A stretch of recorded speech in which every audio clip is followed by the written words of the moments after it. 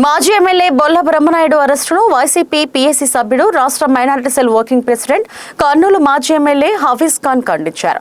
వినుకొండ నియోజకవర్గ అభివృద్ధికి కృషి చేసిన బ్రహ్మనాయుడుని రాజకీయంగా ఇబ్బంది పెట్టేందుకు టీడీపీ కుట్ర పన్నిందని ఆరోపించారు. స్థల కొనుగోలు వ్యవహారంలో మధ్యవర్తి అభ్యర్థన మేరకు బ్యాంక్ ఖాతా ద్వారా నగదు చెల్లించారని, అనంతరం ఆ భూమి ప్రభుత్వ భూమిగా తేలిందని తెలిపారు. ఈ వ్యవహారంలో బ్రహ్మనాయుడు బాధితుడే తప్ప నిందితుడు కాదన్నారు. అయినప్పటికీ అక్రమంగా కేసు నమోదు చేసి అరెస్టు చేశారని విమర్శించారు.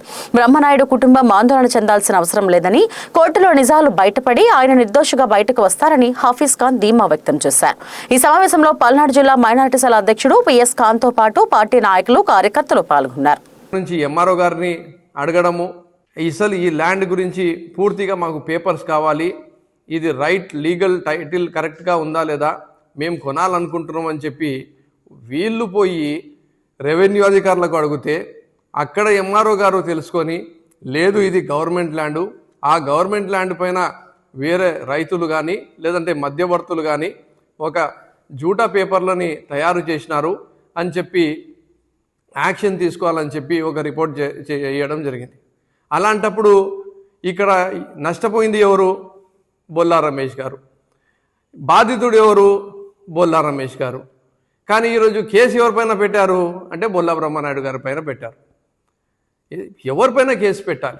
కేసు పెట్టాల్సింది ఎవరైతే మధ్యవర్తి ఇవంతా ఫేక్ దందా చేసినాడో, ఫేక్ పేపర్లు తయారు చేసినాడో, డబ్బులు తీసుకున్నాడో, తప్పుదావ పట్టించినాడో అతనికి అరెస్ట్ చేయాలి. కానీ ఆయన వైఎస్ఆర్ కాంగ్రెస్ పార్టీలో ఉండడము, వినుకొండలో చురుగ్గా తిరగడము, అది జీర్ణించుకోలేకనే ఈరోజు ఎల్లో మీడియా కానీ తెలుగుదేశం పార్టీ నాయకుల కుట్రలో భాగంగానే ఒక మంచి మనిషిని ఈరోజు అన్యాయంగా, అక్రమంగా ఈరోజు అరెస్ట్ చేయడం జరిగింది. కానీ ఖచ్చితంగా నిజం నిప్పు లాంటిది. ఆయన బలంగా బయటికి వస్తారు, వినుకొండ ప్రజలకు అలాగే సేవ చేస్తారు.